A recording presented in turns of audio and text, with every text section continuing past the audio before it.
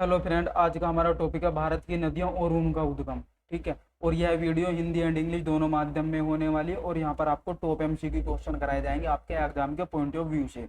और साथ में आपको इस क्लास का पीडीएफ भी प्रोवाइड किया जाएगा। तो गाइज करते हैं टॉपिक को शुरू। फर्स्ट क्वेश्चन है, भारत की सबसे लंबी नदी कौन सी है? तो यहाँ पर हमारा राइट आंसर क्या होगा? ऑप्शन बी राइट आंसर है, गंगा रिवर। अगर आपसे एग्जाम में पूछा जाए कि गंगा नदी की लंबाई कितनी है, तो हमें याद रखना 2525 किलोमीटर। कितनी लंबाई है? 2525 किलोमीटर जो है ये गंगा नदी की लंबाई है। कहाँ पर? भारत में। ठीक है। और आपको यह भी बात है याद रखनी, अगर आपसे पूछा जाए कि जो गंगा नदी है यह कितने स्टेट से होकर के गुजरती है, तो हमें याद रखना ये 5 स्टेट से होकर के गुजरती है। कौन कौन से? तो आप याद रख सकते हैं, उत्तर प्रदेश, उत्तराखंड, बिहार, झारखंड और इसी के साथ में पश्चिम बंगाल। ठीक है गाइज। और इसी के साथ में हम यहाँ से और क्या क्या क्वेश्चन आपके गंगा क्वेश्चन से बनते हैं, गंगा रिवर से हमारे और क्या यहाँ पर क्वेश्चन बन सकते हैं। तो हमारे से ये पूछा जा सकता है कि गंगा का नाम, गंगा कहाँ पर पड़ता है। ठीक है गाइज। और हमें क्या क्या याद रखना है कि जो हमारी गंगा नदी है इसका नाम गंगा कहाँ पर पड़ता है। तो देवप्रयाग के बाद में गंगा नदी का नाम क्या पड़ता है? गंगा पड़ता है। जहां पर अलकनंदा और भागीरथी नदी आपस में दोनों मिलती है ना, इसके बाद में इसका नाम क्या पड़ता है? गंगा पड़ता है। ठीक है। और जहां पर ये दोनों नदी मिलती है उसको बोलते हैं देवप्रयाग। तो यहाँ पर इतनी जानकारी आपको याद रखनी है। और गंगा नदी को बांग्लादेश में किस नाम से पुकारा जाता है, तो वो भी आपको नाम याद रखना। तो पद्मा के नाम से इसको पुकारा जाता है बांग्लादेश में। और गंगा नदी कहाँ पर गिरती है यह भी आपको याद रखना है। ठीक है। अगर आपसे पूछा है कि गंगा की सबसे सहायक नदी कौन सी है, तो वो आपको याद रखना यमुना। ठीक है। तो इस तरीके की जो जानकारियां आपको याद रखनी है। और जो गंगा ये कहाँ पर गिरती है, तो आपको याद रखना बंगाल की खाड़ी में। कहाँ पर जाकर के गिरती है? ये बंगाल की खाड़ी में जाकर के गिर जाती है। ठीक है। चलते हैं नेक्स्ट क्वेश्चन पे। नेक्स्ट क्वेश्चन है हमारा, अलकनंदा नदी का उद्गम कहाँ से होता है? मोस्ट इंपोर्टेंट क्वेश्चन है। तो अलकनंदा नदी का उद्गम कहाँ से होता है, तो हमें नाम याद रखना है, सतपथ हिमानी से होता है। कहाँ से होता है? अलकनंदा नदी का उद्गम कहाँ से होता है? सतपथ हिमानी से होता है। ठीक है। और यह और सतपथ हिमानी जो है ये ग्लेशियर कहाँ पर स्थित है, तो हमें याद रखना ये चमोली के अंदर स्थित है। ठीक है। तो आपको याद रखना है संतोपथ हिमानी से इसका क्या होता है? उद्गम होता है। और अलकनंदा में महाशीर नाम की क्या पाई जाती है? मछली पाई जाती है। और यह क्वेश्चन एग्जाम के पॉइंट ऑफ व्यू से मोस्ट इंपोर्टेंट। तो एग्जाम में पूछा जाएगा कि अलकनंदा नदी में कौन सी मछली पाई जाती है, तो आपको याद रखना महाशीर। महाशीर नाम की क्या पाई जाती है? इसमें मछली पाई जाती है। तो गाइस चलते हैं नेक्स्ट क्वेश्चन पे। नेक्स्ट क्वेश्चन है, गंगा नदी की सबसे लंबी सहायक नदी कौन सी है? मोस्ट इंपोर्टेंट क्वेश्चन है। तो यहाँ पर हमारा राइट आंसर क्या? Option B Yamuna river. ठीक है। तो गंगा नदी की सबसे लंबी सहायक नदी कौन सी है? यमुना नदी है। नेक्स्ट क्वेश्चन पे चलते हैं। नेक्स्ट क्वेश्चन है, कौन सी नदी कर्क रेखा को 2 बार काटती है? मोस्ट इंपोर्टेंट क्वेश्चन, पेपर में इस तरीके का क्वेश्चन बहुत बार पूछा जाता है। तो कौन सी नदी कर्क रेखा को 2 बार काटती है? तो हमारे यहाँ पर राइट आंसर है ऑप्शन ए माही रिवर। तो माही रिवर जो है यह कर्क रेखा को 2 बार काटती है। और इसी के साथ में आपको याद रखना जो माही रिवर है कहाँ से निकलती है, तो आपको ये भी याद रखना ये मध्य प्रदेश के अमझोरा में मेहद झील के पास से निकलती है। और ये कहाँ पर जाकर के गिर जाती है, तो ये खंबात की खाड़ी में जाकर के गिर जाती है। ठीक है। और अगर आपसे पूछा जाए कि माही नदी पर कौन सा बांध बनाया गया, तो आपको याद रखना बजाज सागर बांध किस नदी पर बनाया गया, तो माही रिवर पर बनाया गया है। नेक्स्ट क्वेश्चन पे चलते हैं। नेक्स्ट क्वेश्चन है, सिंधु जल संधि भारत और किस देश के बीच स्थित है? जब किन 2 देशों के बीच में सिंधु जल समझौता हुआ था, तो राइट आंसर है ऑप्शन ए पाकिस्तान। और अगर आपसे पूछा जाए कि यह समझौता कब हुआ, तो यह भी आपको याद रखना है यह समझौता 1960 में हुआ था।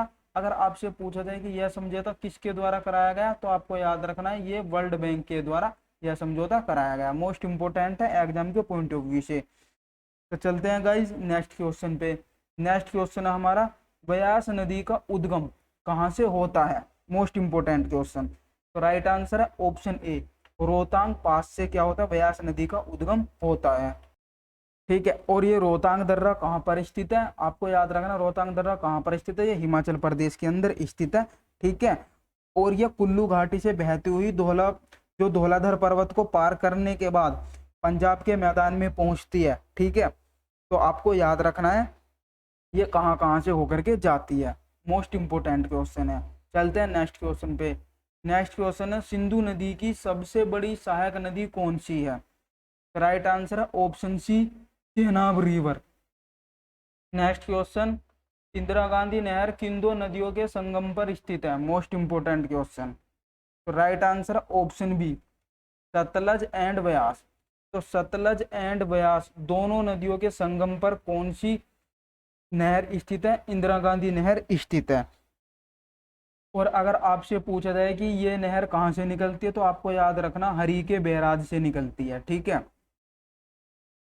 और यह कहाँ पर जाती है? तो आपको याद रखना गंगानगर, बीकानेर, जोधपुर, जैसलमेर डिस्ट्रिक्ट से होती हुई राजस्थान के डिस्ट्रिक्ट में होती हुई जाती है। ठीक है, नेक्स्ट क्वेश्चन, माजुली द्वीप किस नदी पर स्थित है?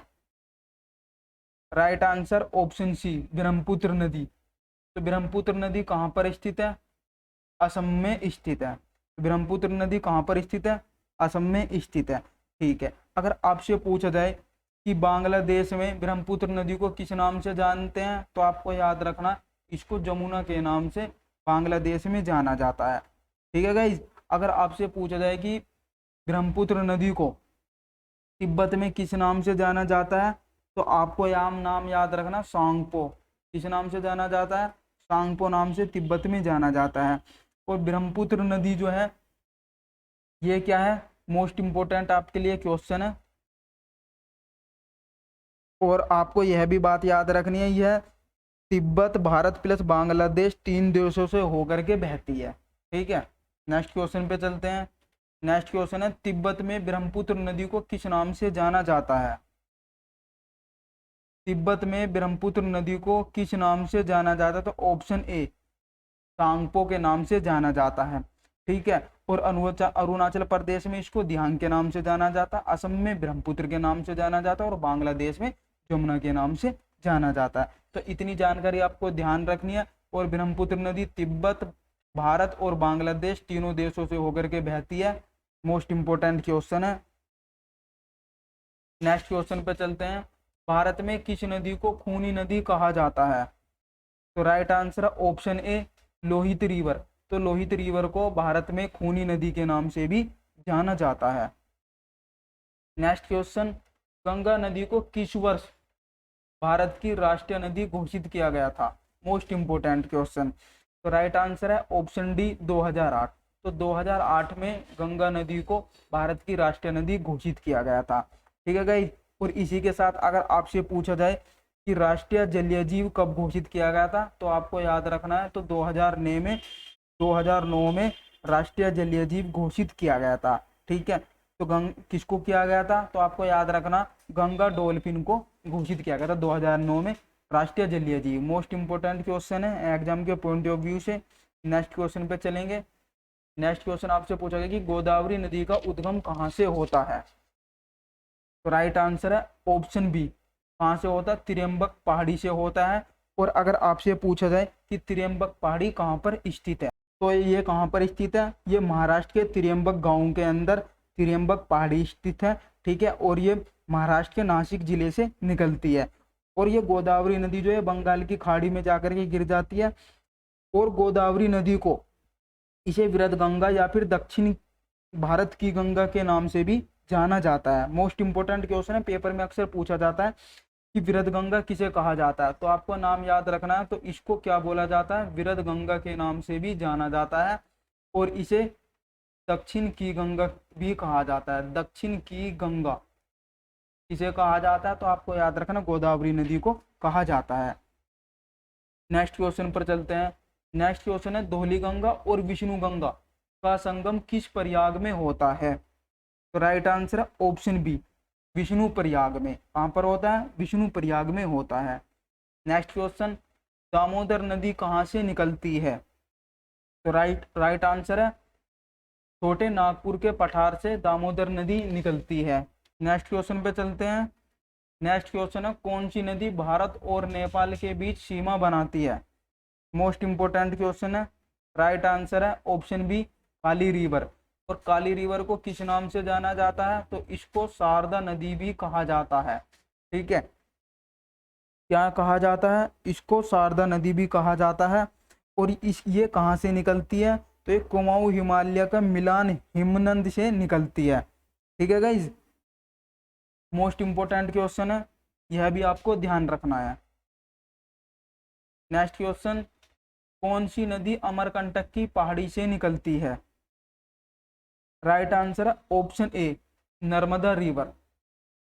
तो आपको याद रखना है कि अमरकंटक की पहाड़ी से नर्मदा नदी निकलती है। ठीक है, और ये विंध्याचल पर्वत श्रेणी का भाग है। कौन? अमरकंटक। ठीक है, और इसी के साथ में आपको याद रखना है कि जो नर्मदा है ये कहाँ से निकलती है? तो ये सॉरी कहाँ पर गिरती है? तो ये खंबात की खाड़ी में गिरती है। और इसी के साथ में आपको याद रखना कि जो नर्मदा नदी है ये क्या बनाती है? तो आपको याद रखना नर्मदा नदी जो है ये क्या बनाती है? तो ये एस्चुरी बनाती है। ठीक है, मोस्ट इंपोर्टेंट क्वेश्चन है, पेपर में अक्सर पूछा जाता है कि एस्चुरी कौन बनाती है। ठीक है, तो आपको नाम याद रखना नर्मदा, और इसी के साथ में आप याद रख सकते हैं तापी। तो नर्मदा और तापी ये दोनों रिवर जो है ये एस्चुरी बनाती है, और इनसे अलग जो है वो क्या बनाती है? डेल्टा बनाती है। ठीक है, तो मोस्ट इंपोर्टेंट क्वेश्चन है। और अगर आपसे पूछा जाए कि धुआंधार जलप्रपात किस नदी पर स्थित है? तो आपको नाम याद रखना, धुआंधार जो जलप्रपात है वो किस नदी पर स्थित है? तो नर्मदा नदी पर ही धुआंधार जलप्रपात स्थित है।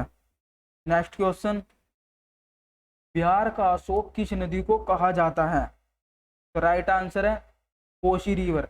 तो कोसी रिवर को बिहार का अशोक कहा जाता है, क्योंकि ये बिहार में क्या लेकर के आती है? बाढ़ लेकर के आती है। ठीक है, नेक्स्ट क्वेश्चन, किस नदी को महाराष्ट्र की जीवन धारा कहा जाता है? तो राइट आंसर है ऑप्शन सी, कोयना रिवर। तो कोयना रिवर को महाराष्ट्र की जीवन धारा कहा जाता है। नेक्स्ट क्वेश्चन, बांग्लादेश में गंगा और ब्रह्मपुत्र की संयुक्त धारा को क्या कहते हैं? मोस्ट इंपोर्टेंट क्वेश्चन है, पेपर में अक्सर पूछा जाता है। तो आपको याद रखना मेघना रिवर। तो बांग्लादेश में गंगा और ब्रह्मपुत्र की जब दोनों की धारा एक साथ मिल जाती है तब इसका नाम क्या हो जाता है? मेघना। तब इसे किस नाम से पुकारा जाता है? तो मेघना के नाम से पुकारा जाता है। ठीक है, तो आपको इतनी जानकारी अच्छी लगी तो आप हमारी वीडियो को लाइक कीजिएगा, शेयर कीजिएगा, और अगर आपने अभी तक हमारे चैनल को सब्सक्राइब नहीं किया तो आप हमारे चैनल को भी सब्सक्राइब कीजिएगा। ठीक है, अगर आपसे पूछा जाए कि किस नदी को काली नदी के नाम से भी जाना जाता है, तो मोस्ट इंपोर्टेंट क्वेश्चन है, इस क्वेश्चन का आंसर आपको कमेंट बॉक्स में देना है कि कालिंदी नदी के नाम से किसे जाना जाता है। तो वीडियो को लाइक कीजिएगा, शेयर कीजिएगा, और अगर आपने अभी तक हमारे चैनल को सब्सक्राइब नहीं किया तो चैनल को सब्सक्राइब कीजिएगा। और इस क्लास की पीडीएफ आपको हमारे टेलीग्राम चैनल में मिलेगी। आप हमारे टेलीग्राम चैनल फॉलो कर सकते हैं, क्विक स्टडी -2।